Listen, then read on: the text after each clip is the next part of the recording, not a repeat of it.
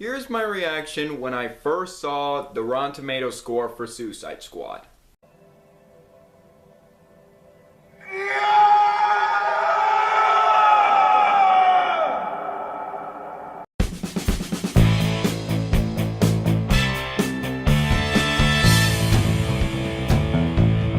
Suicide Squad. Suicide Squad came out in 2016, written and directed by David Ayer, starring Will Smith, Margot Robbie, Viola Davis, Joel Kinnaman, Jai Courtney, and Jared Leto. It takes place after the events of Batman v Superman. If you saw Batman v Superman, you pretty much know what happened. Amanda Waller, played by Viola Davis, assembles a team of criminals together called the Suicide Squad, consisting of Hitman, Deadshot, played by Will Smith, the Joker's equally crazy girlfriend, Harley Quinn, played by Margot Robbie, and many others. So she puts this team together to stop this threat from taking over the city. Yeah, they're gonna use bad guys to stop other bad guys. Not a great plan. Back in 2016, I was so excited for Suicide Squad. Loved the trailers, the talent involved.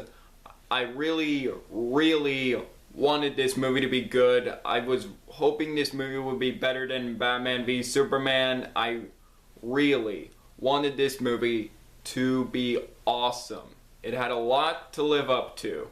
When I first saw it, I was mildly entertained. I was like, okay, that was an enjoyable movie. Back when I was first starting movie reviews on YouTube, I actually did a review of Suicide Squad. I don't like it, just poor lighting. I don't like it. That video is gone, by the way. Since I was doing a re-review, I can just delete it now. That video is irrelevant. I gave that movie 3 stars out of 5. I was being generous. I said the movie was entertaining. It did have problems, but I was still entertained. After that, I thought about the film more and more and more and more, and I was starting to recognize a lot of problems, and came to the conclusion, want to give the film one more watch. This is not a good movie. It's really not that good. However, this is not an atrocious piece of crap. There are some good things in this movie, so I will get to those first, and then to the negatives. And there are a lot of problems with this movie. The best thing I could say about this film is mostly a well-acted movie. It is evident that these actors are having a lot of fun with what they're given. Even if it's not the best script they're given, they're still having a good time, and it is very evident throughout the film. Will Smith as Deadshot, I really liked his character. He was funny, charismatic, as always with Will Smith. He may have been playing Will Smith, but I thought it worked for this movie. I really liked his character. I really liked his backstory. It gave a lot more emotion and depth to his character, and I thought it worked well for this movie. I would love to see a Deadshot solo movie in the future. I would love to see more of this character. Margot Robbie is an absolute perfect choice to play Harley Quinn. She captures the beauty of the character really well and the craziness. She was great in the action scenes, and from what I heard, Margot Robbie actually did a lot of her own stunts, which is very impressive. Viola Davis. Wow. She is one great actress, and Amanda Waller, she is terrifying. She's the most terrifying thing in the DC Extended Universe. Whoa, if I ever came across this woman, I might just take like 3 steps back, slowly. And another thing that I saw was good in this movie, I'm surprised to say this, Jai Courtney. He was funny, charismatic, and entertaining. Never thought I would say that about one of my least favorite actors working today. Good job, David Ayer.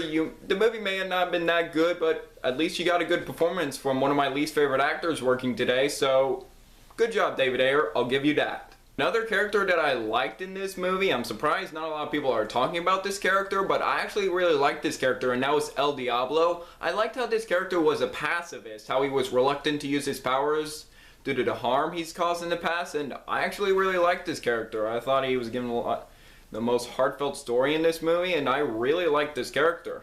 And speaking of characters, they are entertaining to watch. I do like some of their interactions, and I thought some of them, even though they weren't entirely developed, they were still had their entertaining moments and their moments to shine, and I did enjoy their interactions. I really liked the first half of this movie, very strong first half, and get all the character introductions of the Suicide Squad members, and I thought, alright, alright, this could be a good movie. I was interested. And then we were introduced to the main villain of the film, the Enchantress. I felt like that's where the movie lost me. Which leads me into my negatives. I want to get this guy out of the way. Jared Leto as the Joker. Some people don't like his portrayal of the Joker, some thought he was okay. And there are some people who actually liked his portrayal of the Joker, and whatever side you're on with his version of the Joker, it's understandable. He was okay. He was fine. I didn't really hate him. I don't know if I liked him. I thought he was fine. One pro I could say, I like how he's doing his own version of the character. He's not trying to imitate Jack Nicholson or Heath Ledger. I like how he's doing his own version of the Joker. But my problem is, he felt so tacked on, and a lot of his scenes are pointless. And due to his minimal screen time or the reshoots and how there are going to be a lot more Joker scenes, he didn't really add anything to the movie. He was just a pointless addition to this movie. He didn't really contribute anything to the plot, and I was amazed how pointless they made the Joker in this movie. Also, every time he did his growl in the movie, I think he did it like 3 times, he was like... And every time he did that, I was laughing, and I just couldn't take him seriously. I feel so bad for Jared Leto, because he is a really great actor. Honestly, the action in this movie is kind of boring and just a little repetitive to me. Just like, here they are, they're just punching, shooting, and they fight and they fight. I wasn't really excited by the action. I wasn't really hoping I would care for the Suicide Squad members despite their entertaining moments. I wasn't really worried that they were gonna make it out alive. It was just like, they shoot, they fight, just they keep fighting. There wasn't really no one action scene that was like, oh, that's the action scene in Suicide Squad I'm going to remember for my entire life. It was like, I'm struggling to remember one action scene in this movie. The effects in this movie are very mediocre. Those, like, the Enchantress minions, they just look silly to me. And the effects in the climax just look unfinished and overblown to me. I wasn't really a fan of the effects in this movie. Also, big problem with this movie, the editing is abysmal. There was really no consistent flow. There was really no scene that leads to the next scene, no build up to any scene, and it all makes sense when I heard this film was edited by a trailer house company, and when you watch the film, it makes sense by how horrible the editing is. This is one of the most poorly edited movies I have ever seen. Some people like the soundtrack of this movie. The songs themselves I like, but I don't really think they had the right placement in this movie. It's like, here's this song in this scene, and this song. This movie felt like an intern's iPod playlist. There was like, oh, these are some pretty cool songs. We should put these in a movie. And they didn't really have the right place.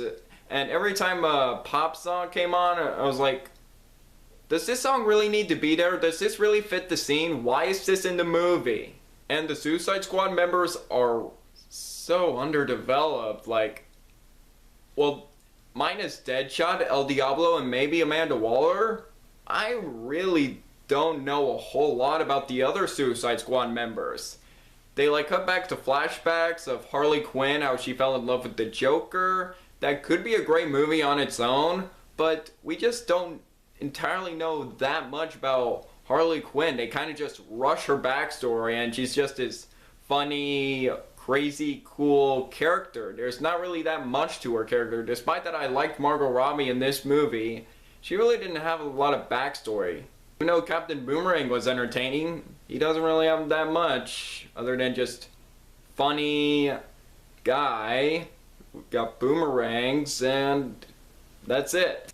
Oh, Katana's introduction, she just shows up out of nowhere and just like, oh, here's this character. We don't really have anything for her to do. Just rush in some exposition and just, yeah, she's part of the team now. We didn't have a lot of time to develop her, but we're just gonna throw her out of nowhere and just rush in some exposition, and there you go.